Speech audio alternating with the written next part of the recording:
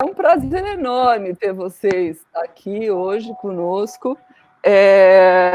A gente está aqui na Biblioteca do Auroras, numa noite chuvosa, e eu tenho realmente uma grande alegria de receber esses dois convidados de hoje à noite para conversarmos um pouco sobre esse tema da alteridade, que é um tema que perpassa a exposição A Cauã e o Fantasma. Eu queria ler para vocês um pequeno trecho que eu escrevi para essa exposição e que eu acho que poderia servir como uma introdução para essa nossa conversa de hoje. O espaço em si é, de alguma forma, um ser. Já fomos o centro e passamos a ser a periferia, com suas misérias e epidemias reais, trazidas do além-mar. Fez-se conhecer o labor e a dor. Algo nessa estrutura viva nos faz sentir cada desdobramento dessa transição.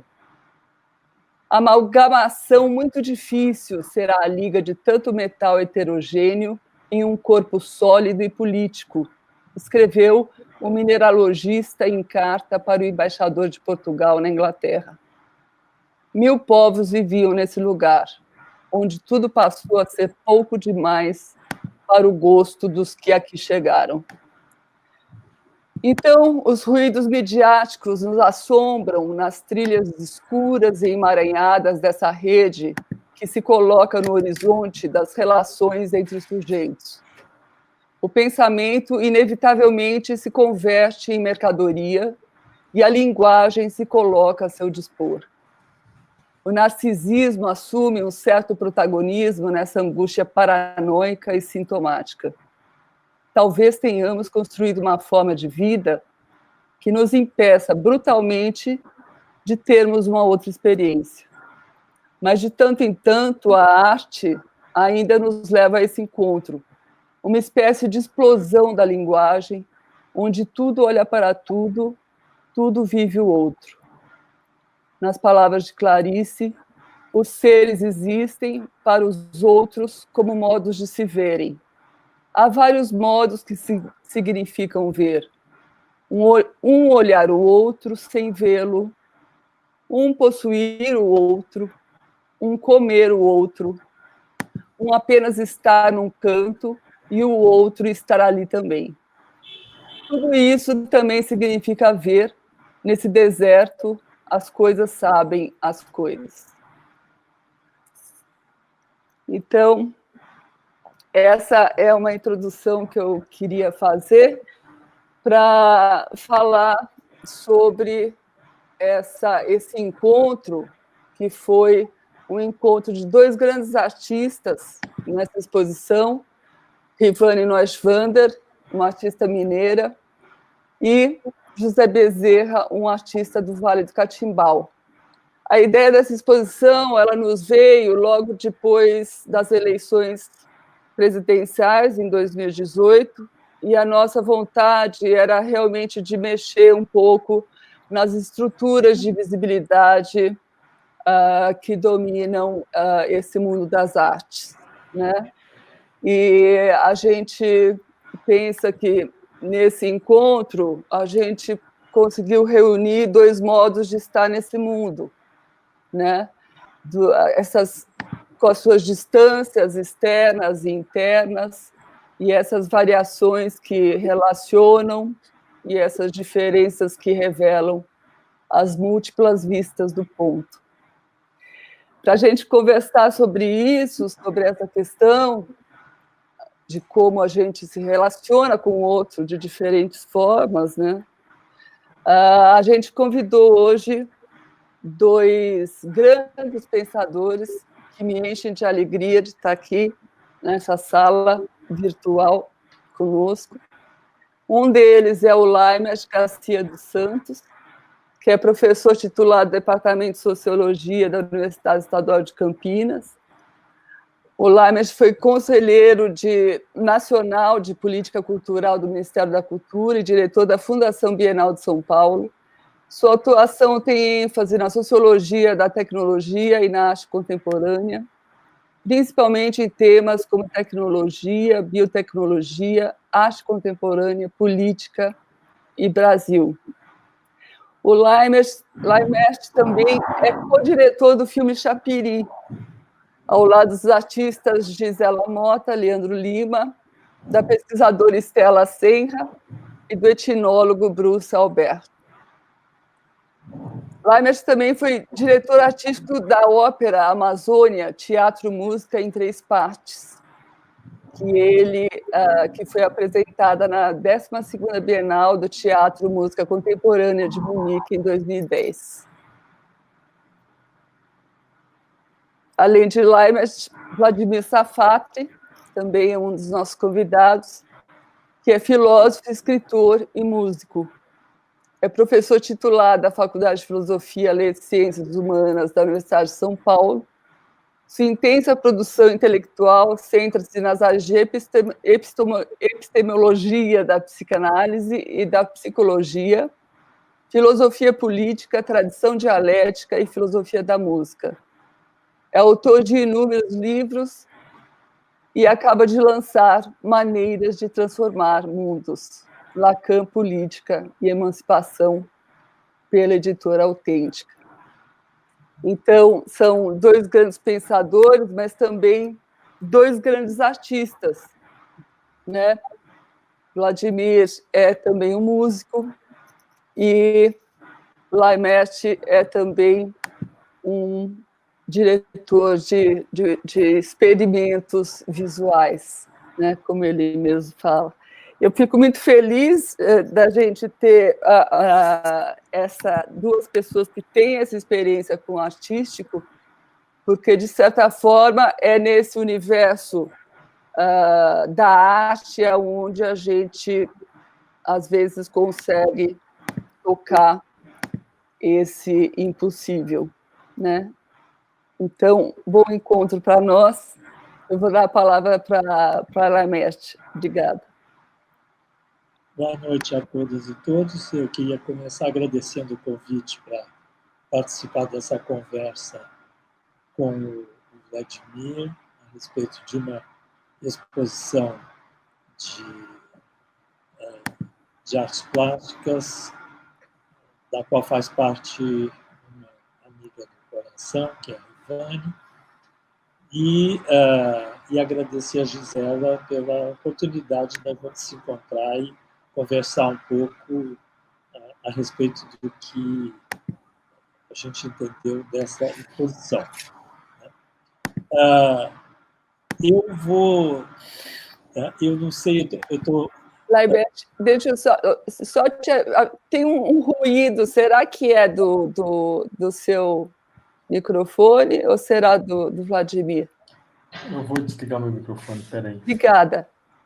Eu vou aproveitar, inclusive, para apresentar essa pessoa que está aqui escondida, que é o Ilê Zartuzi, que também está conosco.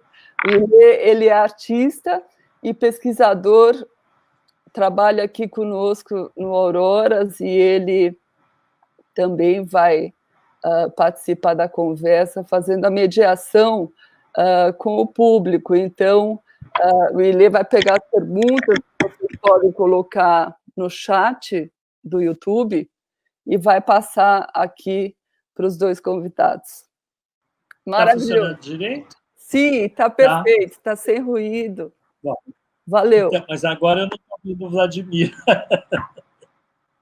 É porque ele está com o microfone cortado mesmo. Tá bom. Tá bom? Então, posso começar, né? Isso, agora sim. Tá bom. Então, vamos lá, né? Nessa exposição, se defrontam duas modalidades contemporâneas muito diversas de configuração de um outro invisível. A de José Bezerra, tributária do pensamento mágico ainda vivo, e a de Rivane, tributária do pensamento ocidental moderno. No meu entender, o que interessa na exposição é a questão da figuração e não da forma. na relação entre os trabalhos dos dois artistas. O que interessa se traduz na pergunta: como a figura se apresenta nos dois casos? Como emergem os bichos e os fantasmas? Parece-me que estão em jogo dois procedimentos operatórios distintos, a serviço de duas lógicas. No caso de José Bezerra, o acontecimento é mesmo o que Gisela, com propriedade, chamou de aparição. Como então a aparição emerge? Antes de tentar responder essa pergunta, é preciso primeiro apontar que José Bezerra afirma ter comido os bichos que posteriormente foram criados, entre aspas. O que me leva a pensar que tudo começa com uma incorporação dos animais, seguida de um retorno destes à vida. Ou seja, os bichos voltam, clamam por uma nova existência, agora em sua configuração de espíritos. E é como espíritos que a aparição acontece primeiro na visão do artista, ou mais especificamente, no meio do caminho entre a força do olhar e a potência virtual da matéria, no caso, de pedaços de pau. Vale lembrar que não se trata de uma mera projeção de Zé Bezerra, ou de um corriqueiro trabalho da imaginação, mas do encontro e do enlace entre o que vem do sujeito e o que vem do objeto.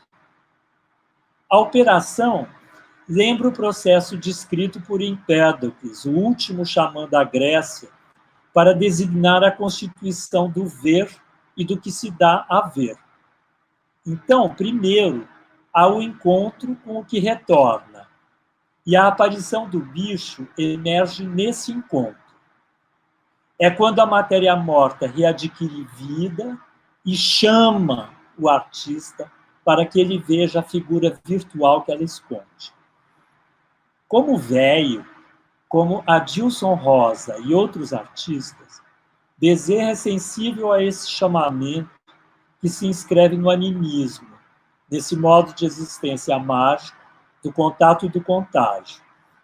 O artista, então, recolhe essa matéria-prima, matéria primeira, que pede passagem, retira-a do caos e da indiferença do mundo para fazê-la renascer, isto é, realizar uma segunda existência e ganhar consistência. Com efeito, seu processo de criação recorre a instrumentos rudimentares, como o facão, para, através de pouquíssimas intervenções, de apenas alguns golpes, trazer a figura para o mundo visível.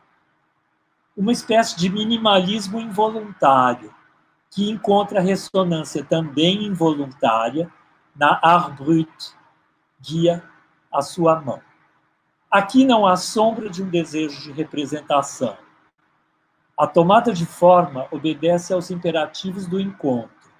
A figura desponta e nunca cessa de despontar, conservando o seu caráter fluido, instável, movente, indissociável de sua margem de indeterminação, em processo de concretização nunca terminado, fixado, explícito. Como figurações de um encontro, de um momento. Espera aí que eu preciso controlar.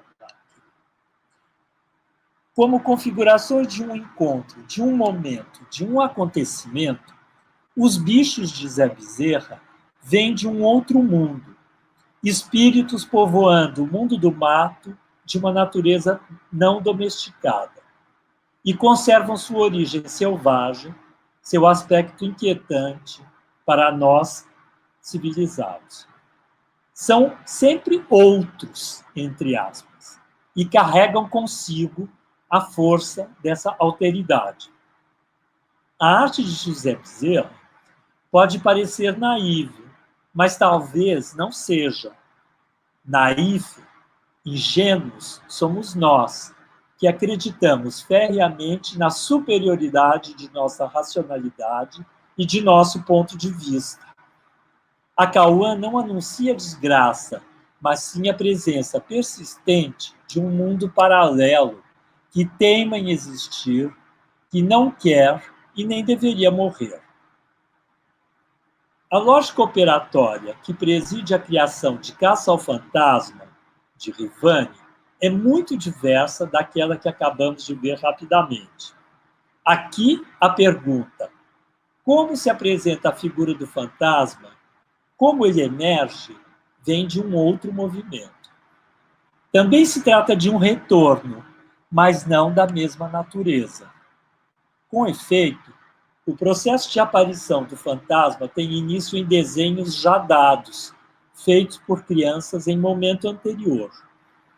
Neles, o fantasma, além de desenhado, é nomeado e explicitado através dessa nomeação. Ora, em que consiste a caça? Trata-se de propor para outras crianças a descoberta de onde o fantasma se encontra, se esconde. Mas elas o fazem seguindo um protocolo de caça elaborado pela artista, que se constitui como a espinha dorsal da aparição e, portanto, da obra. É que Rivani transpõe os desenhos do papel para a superfície de vidros transparentes, nos quais as linhas são tratadas em seu avesso. E o lado direito desses vidros é velado por uma tinta branca que esconde completamente o que foi desenhado. Como num jogo, numa brincadeira, tal estratégia tem um intuito: o de implicar as crianças na caçada, fazendo-as atuar como os descobridores de uma espécie de raspadinha. Assim, as crianças vão arranhando a superfície e paulatinamente descobrindo as linhas que se encontravam veladas, até que os contornos dos fantasmas surgem do emaranhado caótico dos vidros. Trata-se, portanto, de um procedimento lúdico, a um só tempo simples e sofisticado. Simples, porque o fantasma retorna através de uma brincadeira de criança, como esses joguinhos publicados em jornais e revistas de antigamente, nos quais éramos convidados a encontrar o jogo dos 7 erros no emaranhado da figuração dos desenhos. Sofisticado porque o jogo de Rivani tem outras implicações que vão para além da brincadeira. Com efeito, nesses trabalhos, o que é crucial não é tanto a operação que consiste em encontrar a figura do fantasma, mas sim a sua nomeação. Porque o espectador dessas obras fica com a impressão de que o mais importante é o enunciado da presença do fantasma, uma vez que é a palavra fantasma que afirma a sua existência efetiva ao estabilizar a fluidez da figura e interromper a caçada, ao destacá-la de um fundo nebuloso. Na verdade, só vemos o fantasma depois que tocamos com a enunciação de sua presença. Assim, fica evidente não só a natureza conceitual desses trabalhos, como o papel privilegiado que neles desempenha a linguagem. O que é dito é fundante em relação ao que é entrevisto. Me pergunto por que Rivani aposta nessa lógica operatória e proponho uma interpretação. Apropriando-se dos desenhos das crianças e inventando sua própria demarche, Rivani se aproxima de Marcel Duchamp quando este desenha no vidro seu Grand Verre. Lá, como aqui, a figuração se produz na transparência, aflora de um fundo, de um sem fundo, numa superfície, se traça como uma inscrição tênue, misteriosa, enigmática, que não ganha corpo, mas sim um poder de sugestão. A analogia talvez proceda se pensarmos ainda que o Grand Verre é uma espécie de psicografia do desejo e do inconsciente celibatário do homem ocidental, enquanto Caça ao Fantasma é uma espécie de cartografia do medo indefinível, não qualificável, próprio do inconsciente infantil. Afinal, em ambos os casos, o inconsciente se deixa capturar através de um dispositivo, de uma maquinação artística que circunscreve numa imagem a sua manifestação. É clara nesse conjunto de trabalhos de Rivane a referência à psicanálise, e particularmente a Jacques Lacan, não só por causa da relevância do tema do fantasma, mas também e, sobretudo, se pensarmos que para o psicanalista o inconsciente é estruturado como uma linguagem, enquanto para Rivane a palavra, o ato de nomear, é o clímax do processo de realização do fantasma, de seu retorno e de sua identificação. Fantasmas e espíritos animais povoam nas paredes e no chão de auroras o espaço desta exposição, numa espécie de convivência paradoxal, porém pacífica, sinal de que as lógicas em questão não precisam ser excludentes. Muito pelo contrário, o espaço do contemporâneo comporta muito bem a confrontação, instalando o espectador precisamente no vai e vem. É isso aí. E eu fico muito contente que o Safat Vladimir participe desta conversa, porque eu só puxei a lebre da psicanálise, porque eu tenho certeza que ele vai desenvolver essa questão de uma maneira brilhante, como sempre é. Né? Muito obrigado. É isso. Obrigada, Laimert. Então, a palavra com o Safat agora. Sem som. Então, inicialmente eu queria agradecer esse convite que me foi feito para participar dessa discussão com o Laimert sobre os trabalhos da Rivane, do Zé Bezerra. Fiquei muito feliz com isso. Eu não havia entendido muito bem, achei que era muito mais um debate do que realmente uma apresentação, então eu não tenho nenhum texto a apresentar, né? Eu achei que ia ser uma coisa um pouco mais solta, mas de toda forma, acho que eu gostaria de aproveitar esse momento e partilhar algumas impressões a respeito dos trabalhos. Como eu havia dito, quer dizer, eu gostaria de organizar um pouco minha intervenção em torno da questão que foi sugerida como uma questão de base para esse encontro, que era o problema da alteridade, né?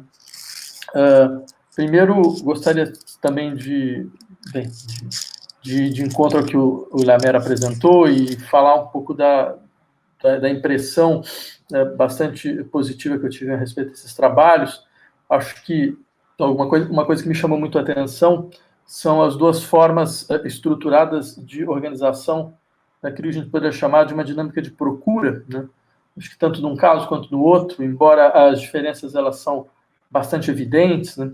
Quer dizer, o primeiro trabalho, um pouco como o Laimert levantou, o trabalho do Zé Bezerra, é um trabalho onde a intervenção humana ela é bastante limitada, ou seja, é um pouco como se fosse o caso de aproveitar as formas que se dão no interior do espaço natural e mostrar como essas formas próprias ao espaço natural elas já são portadoras de uma espécie de sentido imanente, né? Quer dizer, então cabe à mão humana muito mais uma seleção, né, do material e uma certa explicitação das suas tendências internas, né?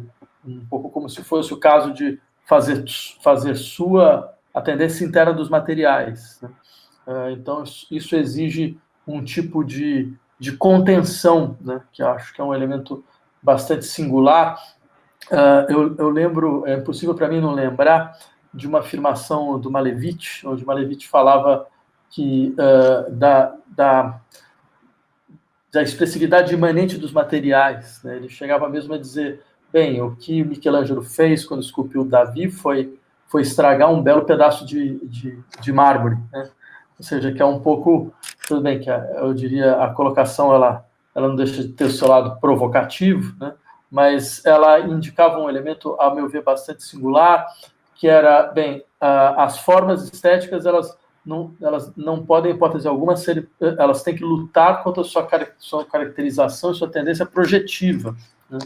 Então, ou seja, essa ideia de que os materiais eles são simplesmente matérias para projeção de algum tipo de atividade. Ao contrário, trata-se de uma espécie de deposição da atividade, na qual a atividade ela se transforma, ela deixa de ser trabalho, ela se transforma, na verdade, em uma espécie de expressão, mais uma vez, das tendências imanentes aos materiais encontrados, né?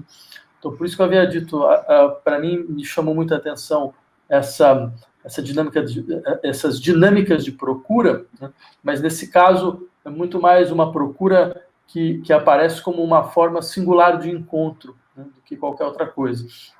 Por outro lado, os trabalhos da Rivani também me impressionaram bastante pela engenhosidade do seu artifício, eu acho, né? Quer dizer, que eu diria é um artifício que organiza quase que três estratos distintos de fala, né?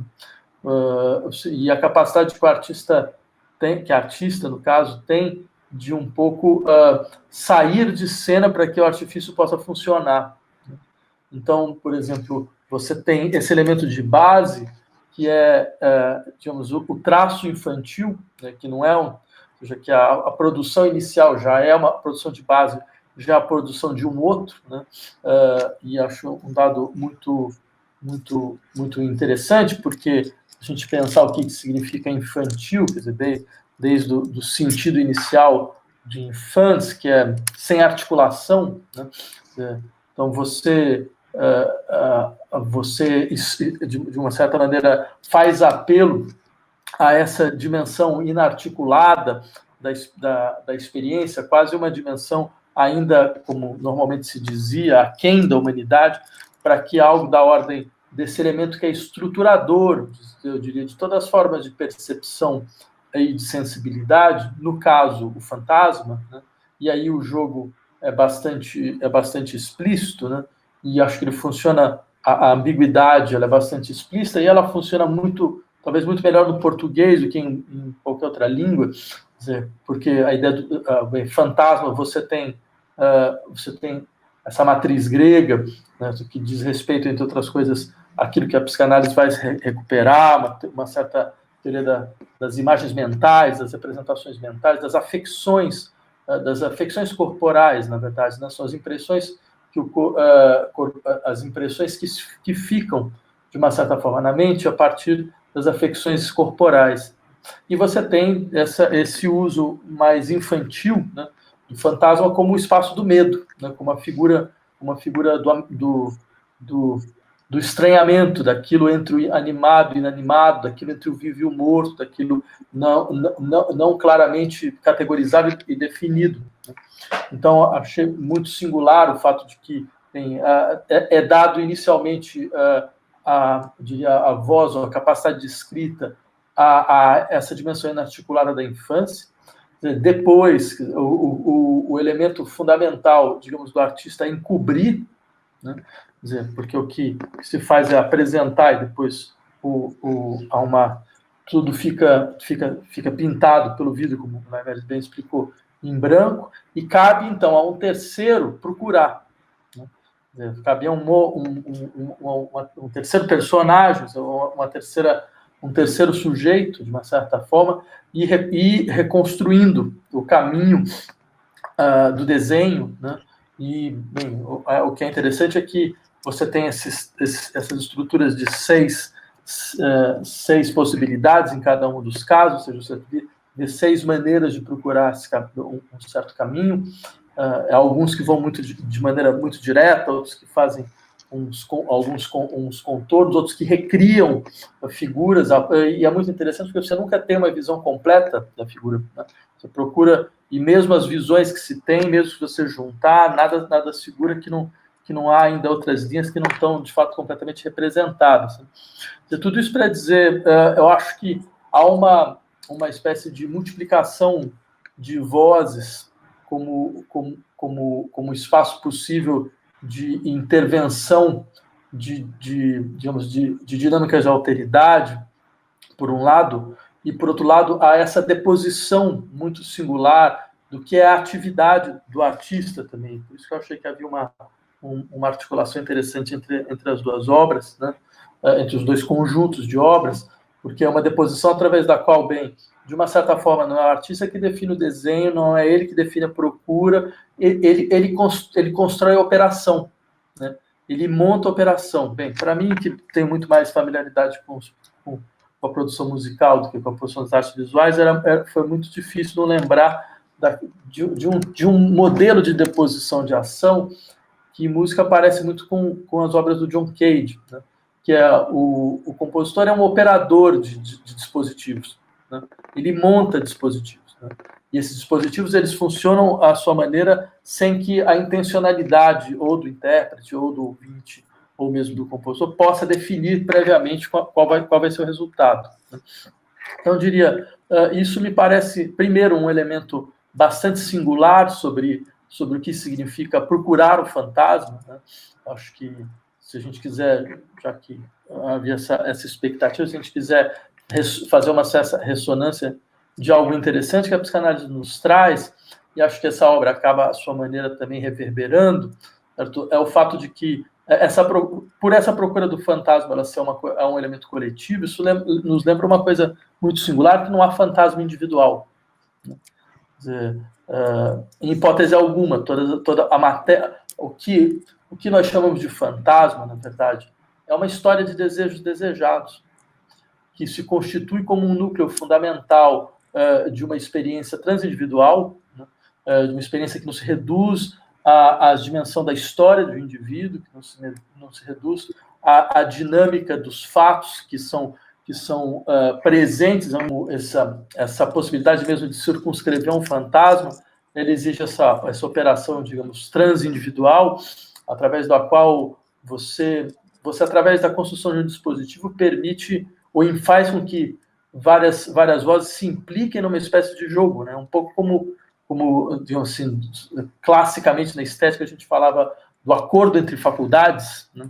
Para falar sobre o que significava, afinal de contas, a experiência estética, ou seja, o diverso da sensibilidade, ele encontrava através da imaginação, ele era de uma certa forma objeto de uma imaginação que encontrava com o entendimento um conceito indeterminado, e com isso você poderia produzir algum tipo de acordo, algo dessa natureza, né, nesses tipos de trabalhos, que não são só... É um dado interessante, não é só uma espécie de estética relacional, né, que seria uma...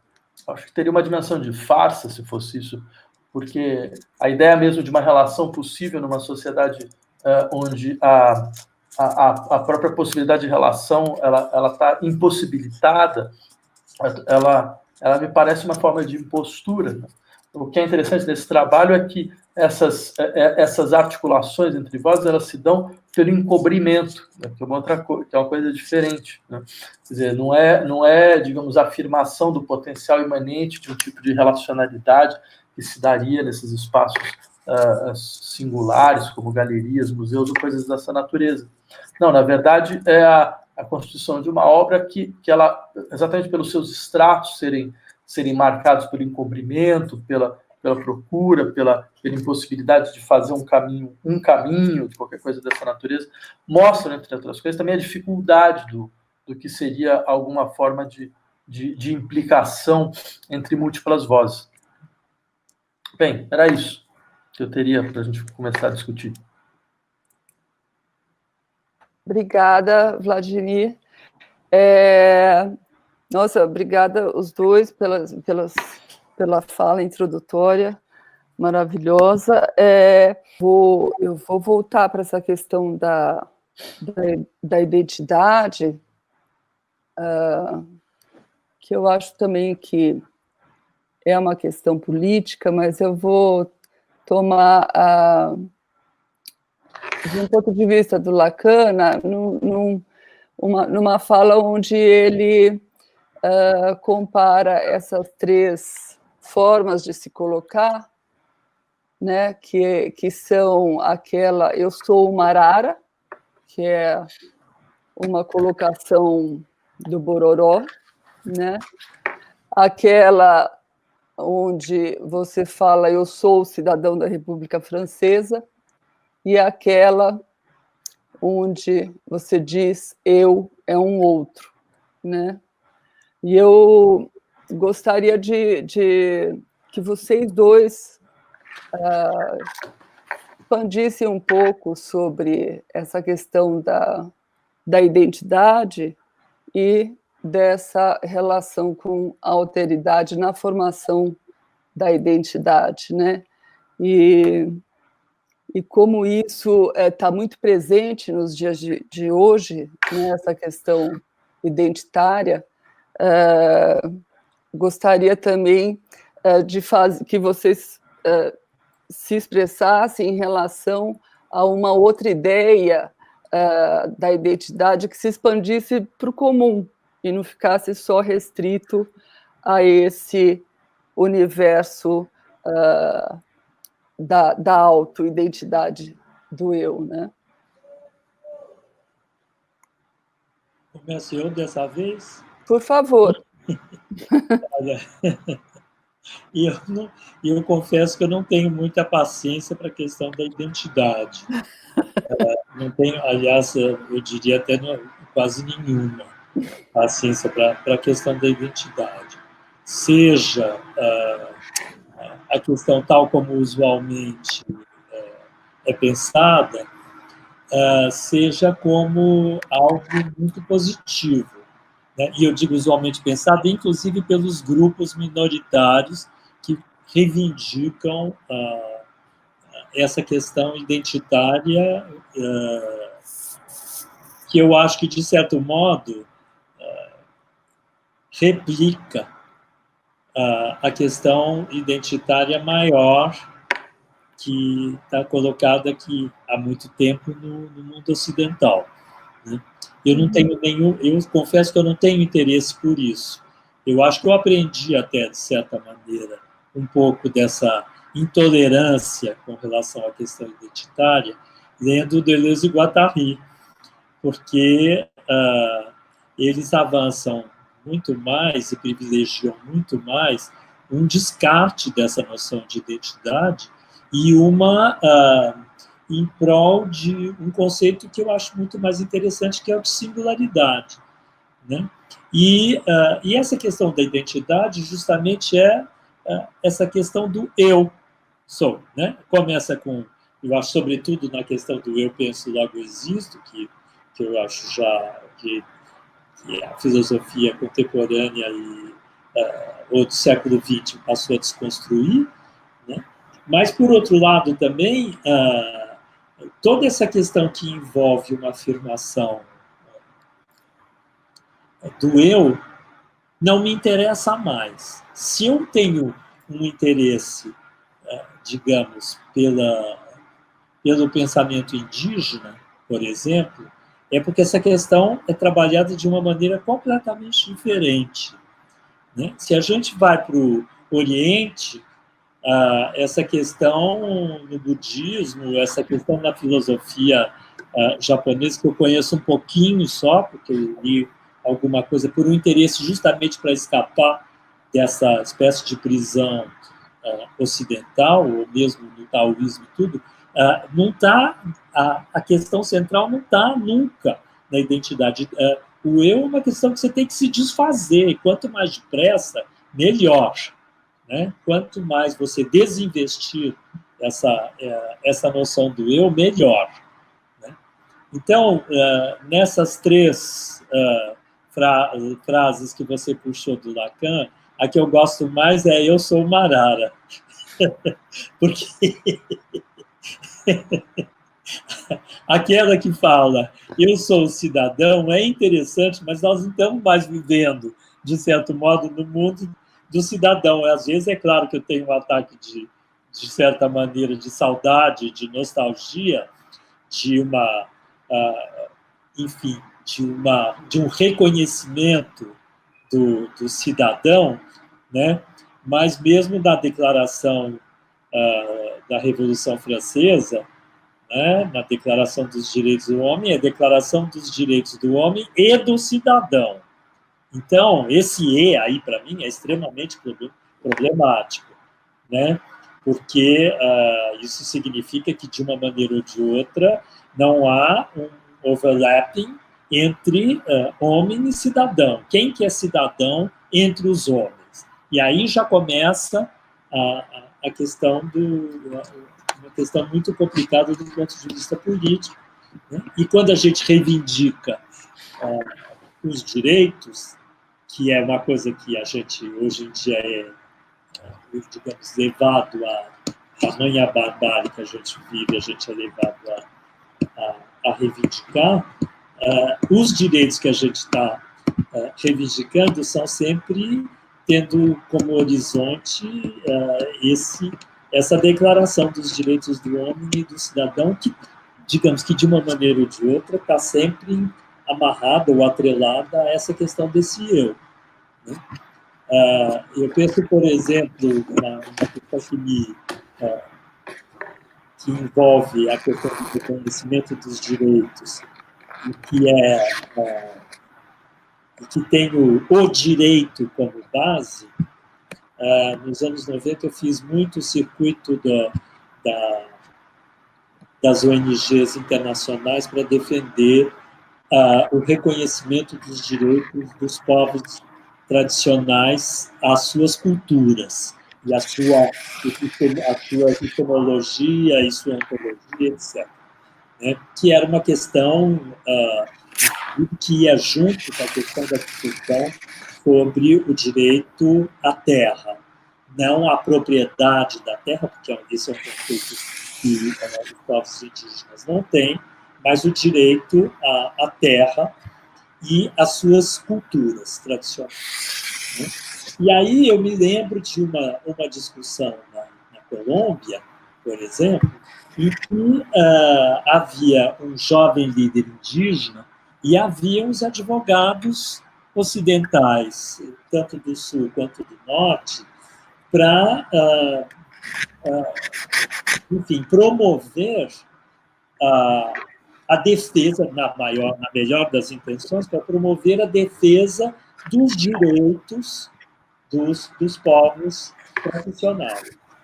E aí, um líder indígena jovem colocou uma questão que eu achei que era muito interessante e que, de certo modo, assustou os juristas ocidentais presentes. E falou, apesar da boa vontade de vocês, toda vez que vocês falam em reconhecimento de direitos, vocês sempre estão falando em reconhecimento de direitos nos moldes ocidentais.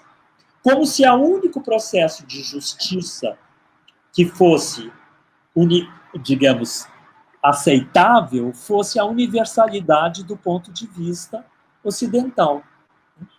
Eu acho, por exemplo, que já que vocês querem, falou para os juristas, já que vocês querem promover o reconhecimento dos direitos indígenas, por que vocês não lutam pelo reconhecimento do nosso sistema de justiça ancestral? Né? Por que tem que ser o sistema de vocês que tem que ser universalizado e a gente tem que se encaixar dentro deste sistema? Né? E eu acho que a questão é muito interessante, porque essa questão é muito interessante porque justamente ela coloca essa espécie de universalismo que a gente dá de barato e que toda vez pressupõe, na verdade, um reconhecimento de que há uma superioridade ontológica e epistemológica do ocidental. E isso, para mim, toda vez que puxa esse fio, puxa para mim a questão identitária. Talvez eu esteja até, o Safato pode até me corrigir, pode até estar errado, né, nessa associação dos termos, mas eu acho que a questão da identidade está extremamente ligada à questão, no fundo, tem esse eu, que a afirmação desse indivíduo ocidental, que é separado e que é, para nós, um problema, sobretudo no Brasil. Eu acho que o Safato sabe falar sobre isso muito melhor do que eu. Safato. Tá. Não, eu também partilho com o Naimer essa compreensão da crítica da identidade como horizonte fundamental de qualquer possibilidade de emancipação política social, né? e entendo que isso deve ser realmente levado às mais extremas consequências. E as mais extremas consequências, a meu ver, significam o seguinte. Bem, primeiro, eu diria que eu nunca seria contrário ao que a gente poderia chamar de um uso provisório da categoria de identidade, como elemento constituinte de certas dinâmicas de lutas sociais, né?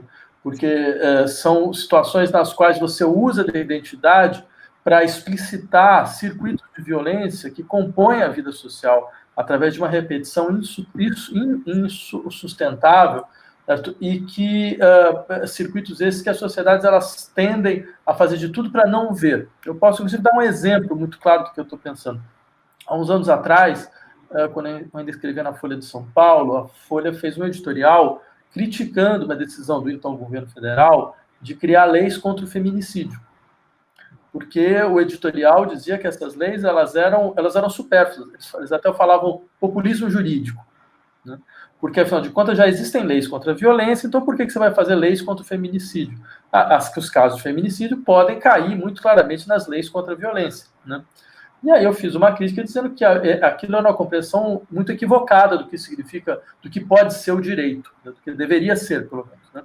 Porque trata-se, na verdade, exatamente, esse era o discurso que a sociedade brasileira usava para ignorar que existe, sim, um circuito específico de violência contra mulheres.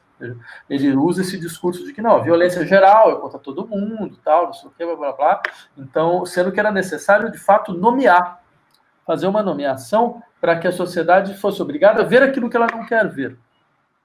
Então, acho que isso, para mim, me parecia como um uso provisório da categoria de identidade, que era absolutamente justificável, né? Ou seja, era uma maneira de dizer a universalidade real ainda não existe, né? Porque os sistemas de violência eles são seletivos, eles selecionam. E nós conhecemos as seleções vinculadas a gênero, as seleções vinculadas a determinações sexuais, vinculadas à raça e por aí vai. Então, nesse sentido, eu diria, isso me parece uma das estratégias que a política utiliza para conseguir lutar por uma igualdade real que ainda não existe. Só que, é claro, existem usos essencialistas da identidade que eu acho que também são profundamente criticáveis, né? Eles são, porque, à sua maneira, eles acabam organizando as lutas a partir da gramática contra a qual nós deveríamos estar nos batendo.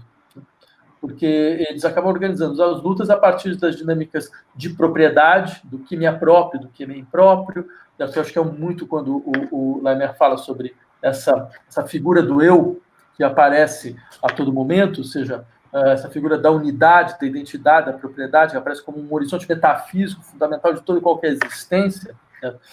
Isso, de fato, a gente percebe que essas derivas elas podem ocorrer, mas eu insistiria, essas derivas podem ocorrer em todos e qualquer espaço de luta, em todo e qualquer espaço político. Bem, no marxismo ela ocorreu, o proletariado, que era um conceito, a meu ver, antipredicativo, radicalmente antipredicativo.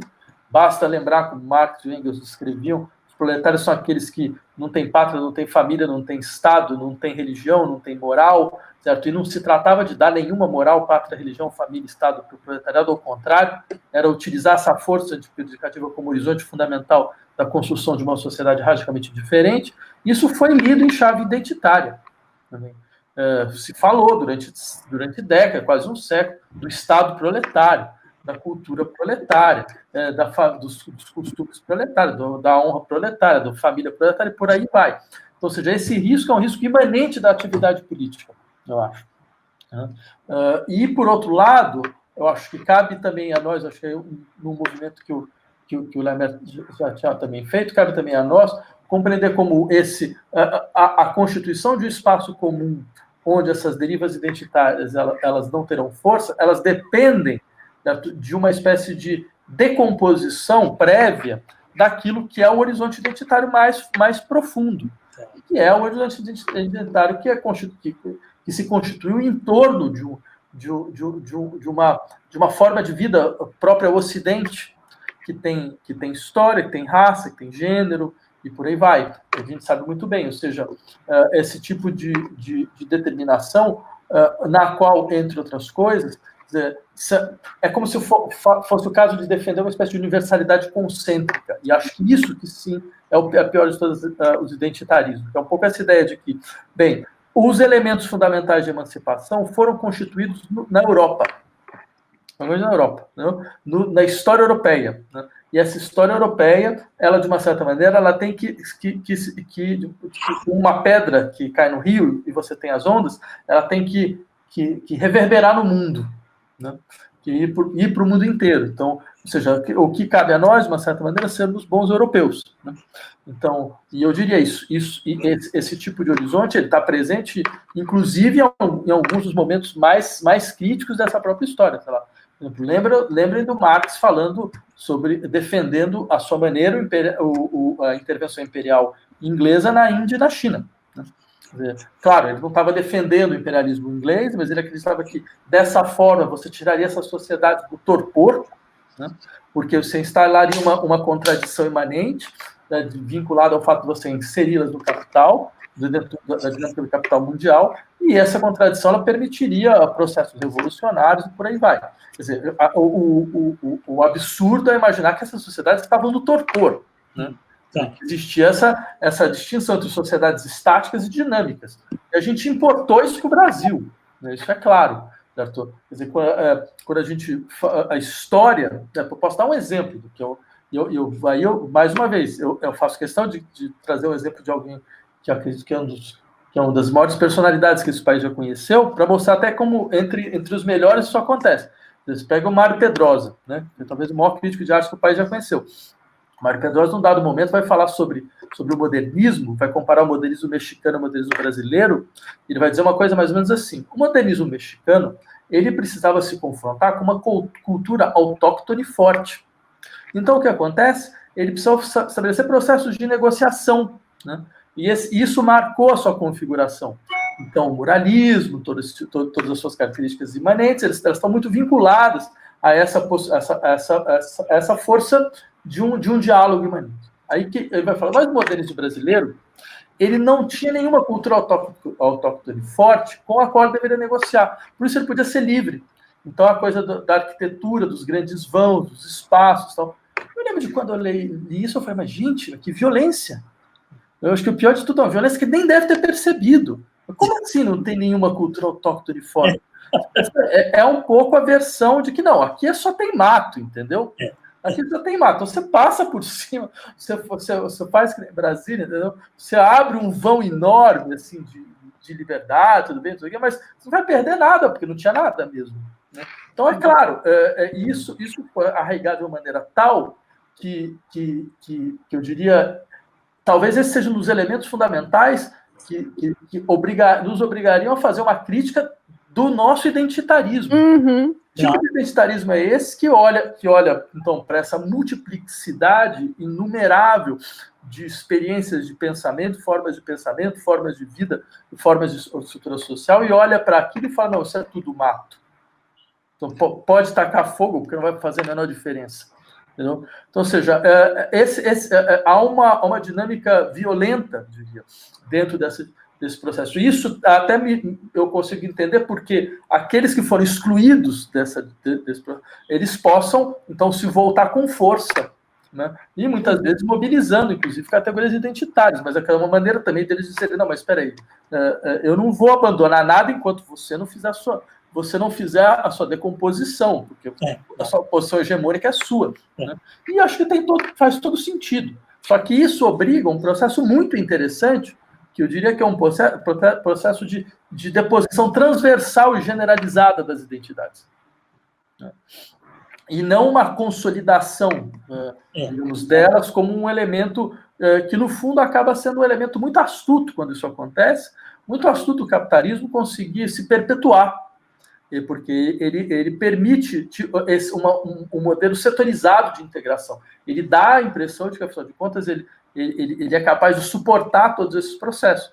Então, é claro. E sendo que a verdadeira dinâmica identitária entre outras coisas, essa mistura de metafísica ocidental e processo econômico hegemônico, né? Até porque o capitalismo é uma metafísica nas suas próprias categorias, e isso deveria ser realmente objeto de uma crítica profunda.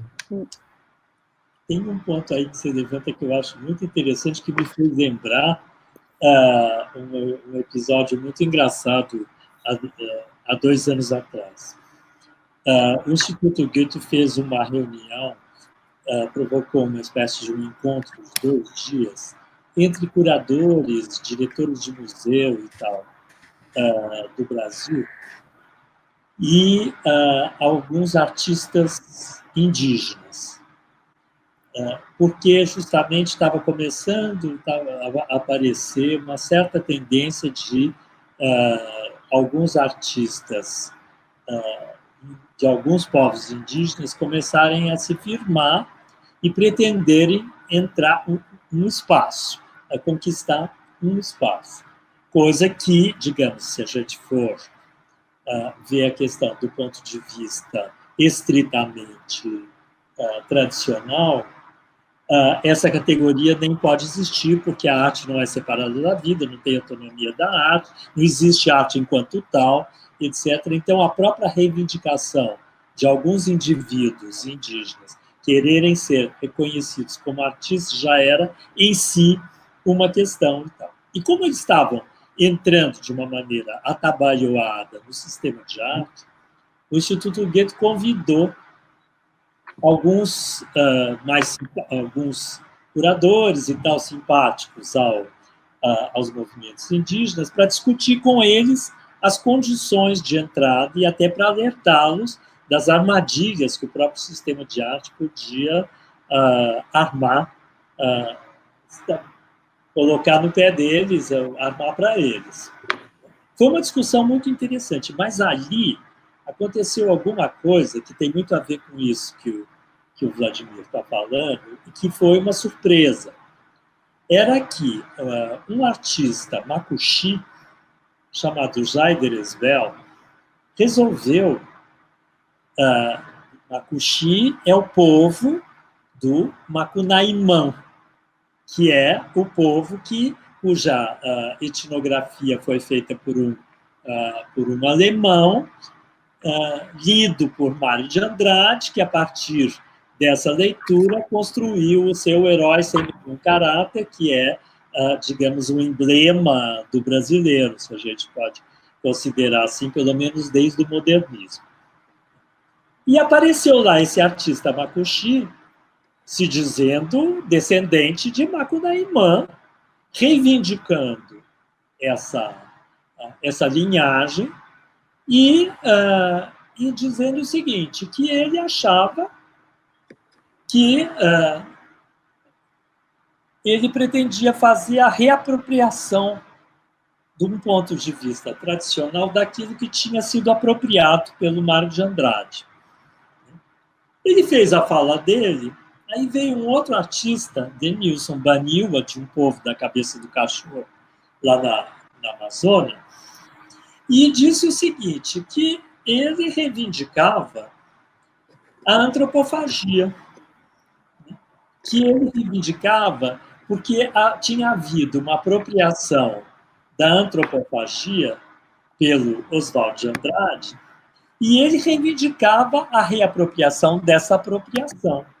Não que ele fosse começar a comer gente, mas do ponto de vista da cultura e das artes, ele achava que ele não tinha razão nenhuma de aceitar essa exclusão que é feita dos artistas indígenas, que nem têm estatuto de artistas no sistema de arte, porque, de certa maneira, ele queria reverter a situação também de um ponto de vista da sua cultura.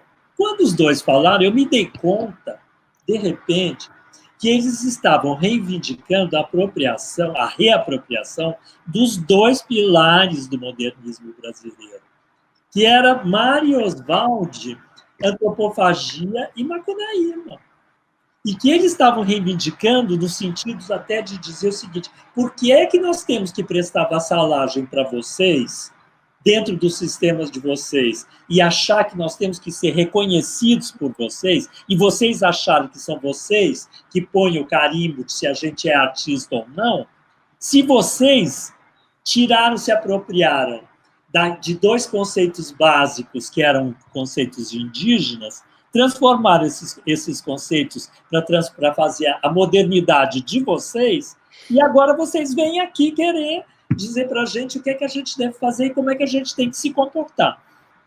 Eu achei fantástico como operação, porque era justamente uma reversão e uma inversão de perspectiva fantástica, né? Que, ao mesmo tempo, colocava para nós brasileiros também uma questão muito interessante, porque ao reivindicar isso, eles puxavam o pé da gente, tiravam o tapete do modernismo debaixo do nosso pé e tiravam o tapete do nosso pé como aquele outro da frase shakespeariana, do dilema shakespeariano do brasileiro, levantado pelo Oswald de Andrade, que é to be or not to be, that's the question, dito na língua de Shakespeare. Né? Então, de repente, os caras estavam dizendo para a gente assim, olha, é um pouco como a história estava falando do sujeito que fala, por que a gente não adota, então, o nosso sistema de justiça e aí a gente tenta universalizar o nosso sistema de justiça? Por que nunca é isso? Uhum. Era muito interessante porque eles chegavam com essa questão, puxando o tapete da gente até de quem que é brasileiro nessa história. O que vocês são como brasileiro? Qual é a identidade de vocês aí nessa história? Se essa identidade moderna de vocês está construída sobre dois pilares que são indígenas. Uhum. Né? Eu acho muito interessante dentro dessa perspectiva do que o Safato está levantando, porque a gente, só por uma espécie de transversalidade mesmo, que a gente conseguiria começar a lidar direito com essa questão. Mas eu acho que esses exemplos eles demonstram uma coisa muito, muito importante, a meu ver, que é a urgência e necessidade de pensar um tipo de, o que eu chamaria de uma universalidade por ressonância. Porque ao invés dessa universalidade concêntrica, então você tem um centro geográfico que está à frente dos demais, né? Então, ele indica uma espécie de direcionamento, de vetor, e os outros, à sua maneira, vão se modernizando a partir dele, né?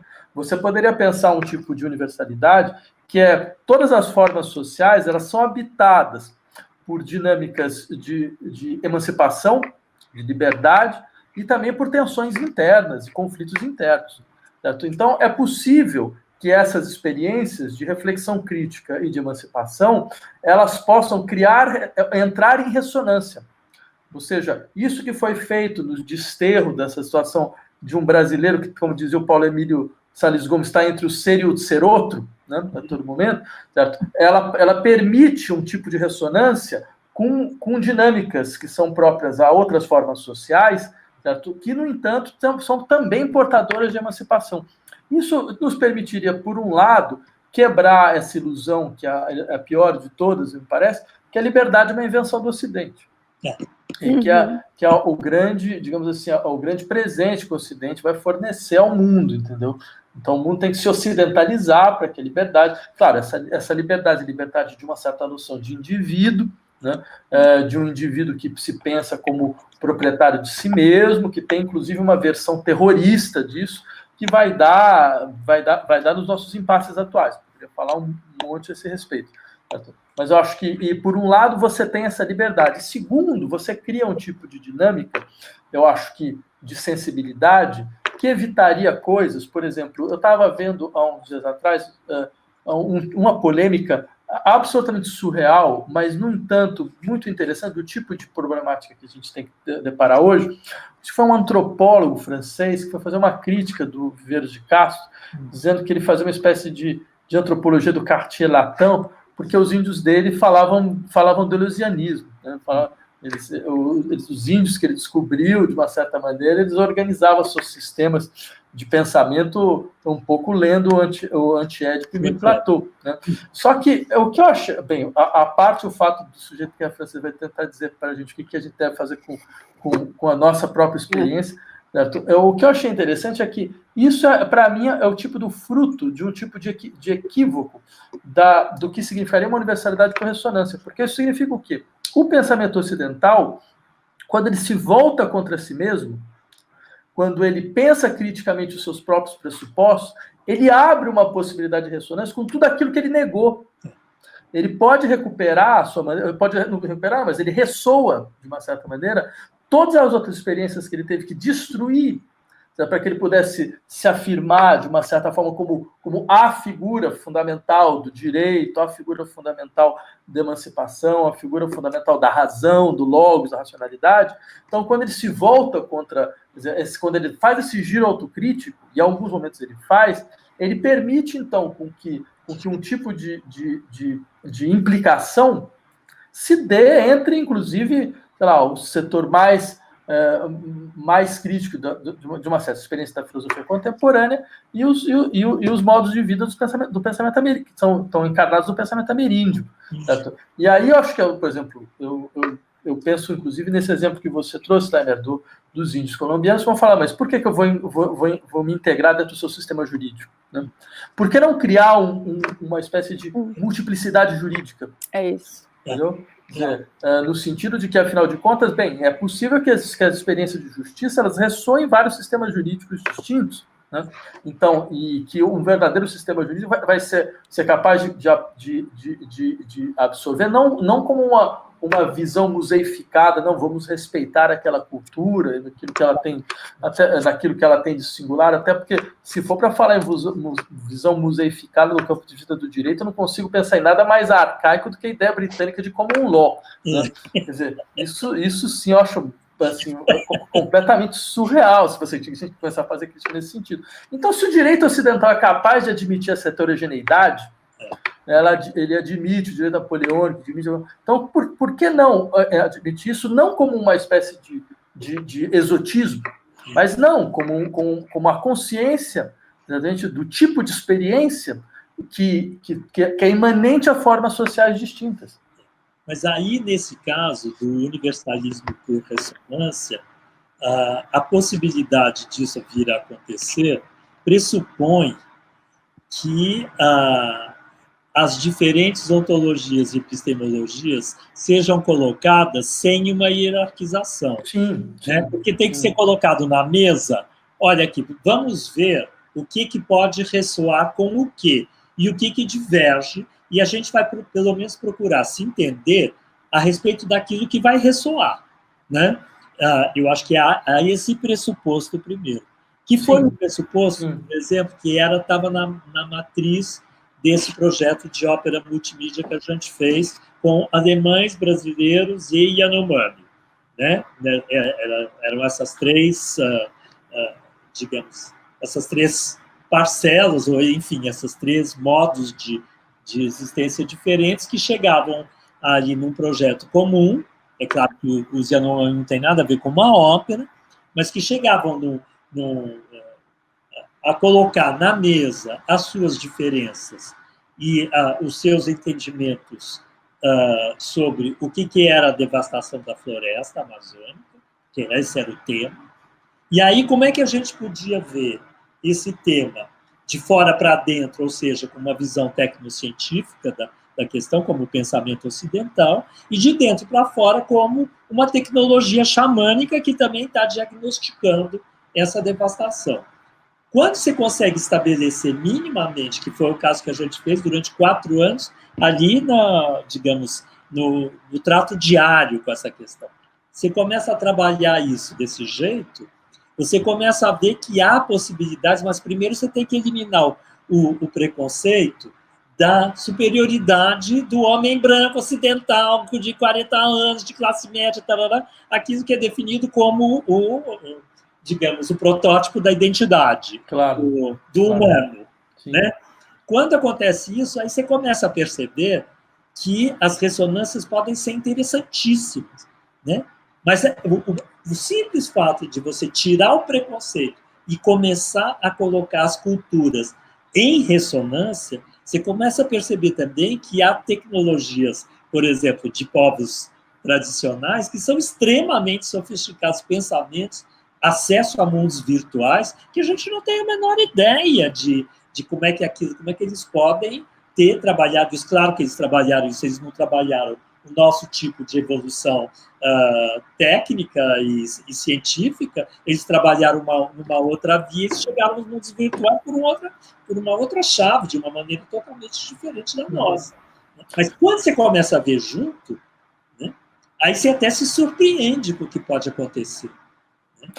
Não, eu concordo em gênero, número e grau. Acho que eu estou falando muito. Mas eu acho que você está totalmente certo, Laimer.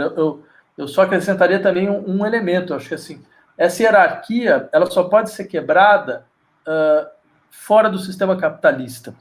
O sistema capitalista é o maior produtor dessa hierarquia, porque ele afirma, por exemplo, essa ação, essa atividade, ela não produz valor como poderia produzir. Certo? Esse recurso ele não entra dentro do processo de valorização para poder produzir. Essa sociedade é atrasada, a outra é desenvolvida. Certo? Então, é necessário desenvolver. Então, o mesmo, tudo bem. Então, a gente vai respeitar. Mas, no fundo, a gente entende que desenvolvimento é isso. Entendeu? Então, essas sociedades elas estão subdesenvolvidas, ou elas estão paradas, ou elas estão museificadas ou qualquer coisa dessa natureza. Ou seja, elas não têm o direito de ser outras, Sim. Porque o povo da mercadoria é quem diz quem é que é a gente. Exato.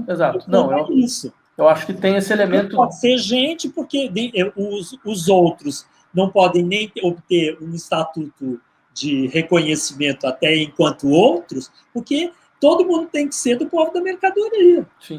E o povo da mercadoria diz eu, pronto, e acabou. Não, com certeza. E toda atividade tem que ser trabalho. Trabalho, exatamente. Toda atividade tem que ser processo de autovalorização do valor, senão não tem sentido nenhum. Né? E aí, o golpe de mestre do neoliberalismo foi justamente enraizar isso até na medula de todo mundo. Até você tem que levantar e botar para rodar o seu capital até genético, né? De preferência. Né? Tem que começar até com o inato, você tem que apostar as fichas do seu capital genético. Tem que começar por aí. Né?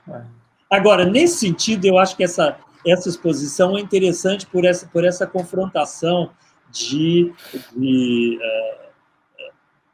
eu diria, de modos de pensar, né? E da maneira de lidar com esse outro. Né? Porque o modo Zé Bezerra ainda é um modo muito ligado ao pensamento animista, ao pensamento mágico, etc. Mesmo ele vivendo, enfim, como artista que vende os trabalhos dele, etc., mas ele tem, na própria fatura de seu trabalho, ele tem ainda enfim, uma matriz ou um vínculo com uma outra maneira de conceber isso que escapa às categorias ocidentais com as quais a gente está acostumado a lidar. Né? E aí a confrontação, o fato deles estarem juntos, que eu acho que é legal, quer dizer, e aí isso foi o trabalho seu, né, de curadoria, o trabalho da Gisela de pensar, eu vou botar eles juntos, né? Vou botar... É uma amarração, né, Laimer? É o que a gente está fazendo aqui agora também. Até Posso emendar uma... chamar o Ilê, porque eu acho que tem uns comentários no público, né, Ilê, que tem a ver com isso que o Laimer está falando. Justamente, tem uma pergunta aqui da Júlia Rebouças, que ela fala o seguinte: a partir das obras de Rivani e Zé Bezerra, queria perguntar como os dois veem o papel dos mistérios, fantasmas, seres mágicos encantados na reconstrução da nossa trama social. E ela faz uma nota aqui: trama social que está tão esvaziada por deturpação e falseamento da fantasmagoria. Então tem essa questão. Eu acho que eu vou já emendar também junto com uma que tem a ver, do Tiago Barbalho, que é a noção do fantasma que incorpora e invade os outros, tem a ver com a noção ameríndia de que somos coabitados por outros, memórias, espécies. Somos fantasmagorias enquanto dinâmicos, multidependentes? Essa é a pergunta dele também. Então... Se eu pudesse, assim, eu só ia pedir... porque eu imaginava que a gente ia só até às 8. Tá. E eu tinha uma reunião às 8. Né? Então, você quer responder antes, então? E daí... Claro. Me desculpa fazer isso, mas é que já deve ter começado sem mim já há meia hora. Então. Mas, bem, eu acho, sobre essas questões, eu diria o seguinte, essa ideia de fantasmagoria, eu acho que ela toca, a gente estava falando dos momentos em que o pensamento ocidental se volta contra si mesmo, e ele consegue, então, abrir espaços com aquilo que ele teve que negar durante séculos. No processo, essa ideia de fantasmagoria, ela à sua maneira, ressoa um conceito que me parece muito, muito rico, que vem da filosofia do Derrida, que é a espectralidade. Ou seja, a ideia de uma dimensão espectral da experiência, porque essa dimensão espectral ela exige uma liminaridade no campo da experiência, né? Uma liminaridade, ou seja, aquilo que está entre a presença e a ausência, está entre o vivo e o morto, está entre o que obriga, na verdade, eu diria, uma recomposição das formas gerais da presença. E essa recomposição das formas gerais da presença, ela é feita e ela tem como consequência fundamental fazer, então, com que questões que, a nosso ver, são não problemáticas, como, por exemplo, quem age, quem fala, quem pensa, né, ela se transforma em questões complexas. Né? E eu insistiria muito nesse aspecto, porque pode parecer bizonho pensar dessa forma, mas eu diria, por exemplo, uma das coisas que mais a meu ver, mais impressionantes da força crítica da dialética hegeliana, ela é exatamente isso. Era dizer, tem certas circunstâncias, tem certas ações onde a pergunta quem age, quem pensa e quem fala não é uma questão simples. Longe disso. Por quê? Porque você tem um processo de encarnação que faz com que uma multiplicidade espectral, ele fala em espírito, em Geist, mas eu diria, esse Geist também é um espectro, também é um fantasma, né? Essa multiplicidade espectral de tempos distintos se contrai num tempo só, né? E faz com que uma espécie de estratos distintos de ação e de experiência histórica se encarnem, no sentido forte do termo. Isso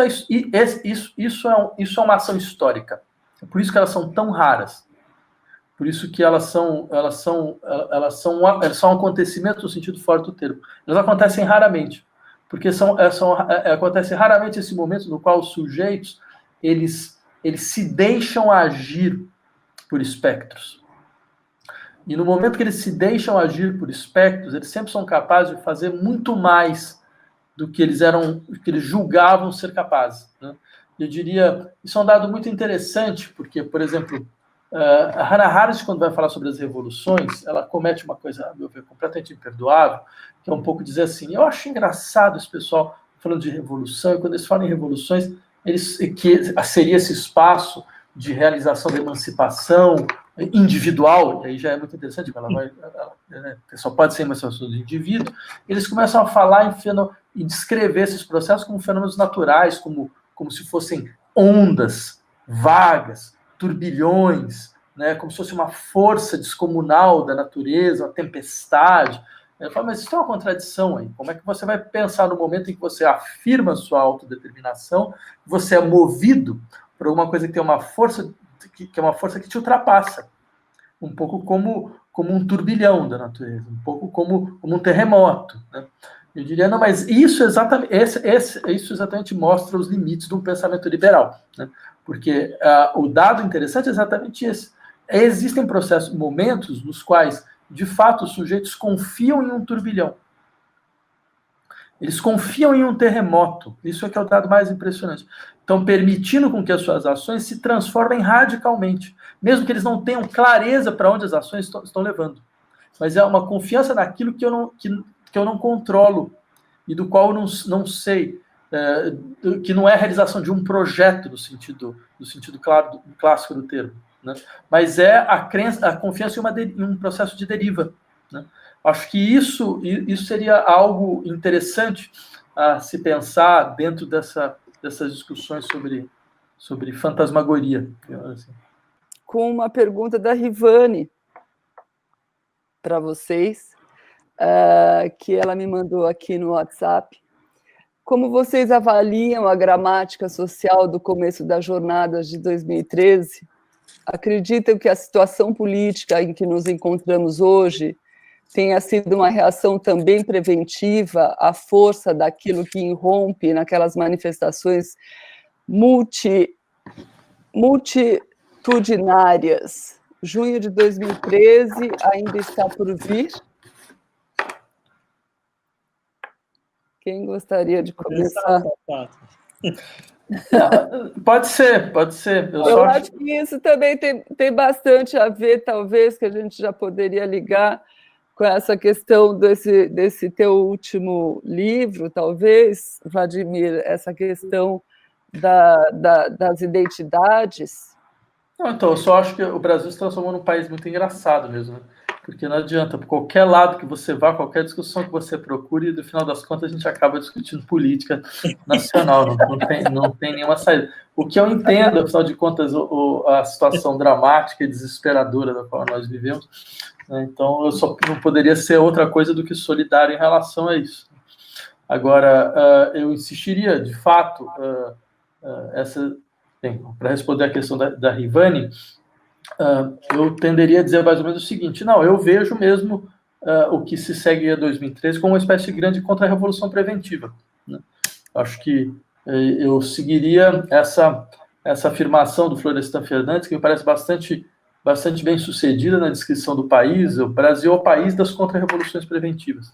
Ou seja, por que eu falo isso? Porque, bem, claro, eu não estou nem um pouco de acordo com essas leituras que fazem de 2013 uma espécie de emergência do fascismo nacional. Primeiro, porque o fascismo nacional não emerge com 2013, ele existe desde os anos 30, ele está presente, e acho que uma das coisas mais absurdas da Nova República foi criar a ilusão de que ele teria sido superado de uma forma ou de outra, e como era possível superar alguma coisa dessa natureza em um país que não tinha conseguido fazer nenhum tipo de acerto mínimo possível com o passado autoritário recente da ditadura militar, não tinha conseguido colocar um torturador na cadeia. Mas era claro que esse processo, que são processos completamente conectados, né, voltariam de um momento ao outro. 2013 mostrou, eu diria, se eu pudesse encontrar uma imagem que me parecia a mais significativa, a imagem mais significativa para mim, na verdade, é a massa da população em Brasília indo em direção ao Congresso Nacional para atacar fogo no Congresso Nacional. E a polícia não consegue segurar, então se empurra a massa para o lado e eles tacam fogo no Palácio Itamaraty. Então é o Palácio Itamaraty em chamas. Nunca na história brasileira houve uma imagem dessa natureza.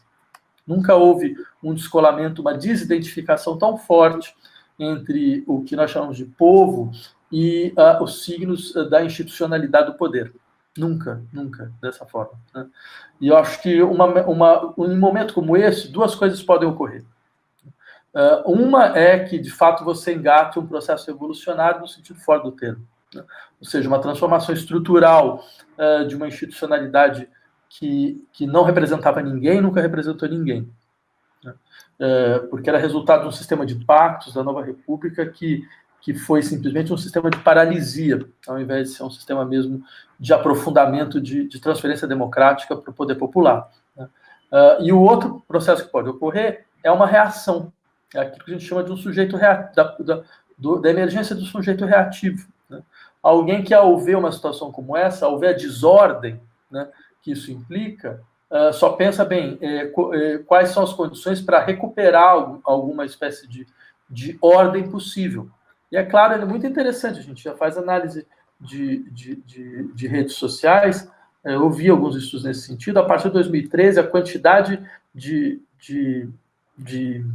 mensagens e coisas onde a palavra ordem aparecia é infinitamente superior a tudo que acontecia anteriormente. Então, ou seja, você vai ter, devido, entre outras coisas, a uma esquerda completamente dizimada do ponto de vista de sua capacidade de imaginação e de projeção de futuro, você vai ter uma recuperação dessa dinâmica anti-institucional que aparece pelo fascismo, né, dando no que deu agora.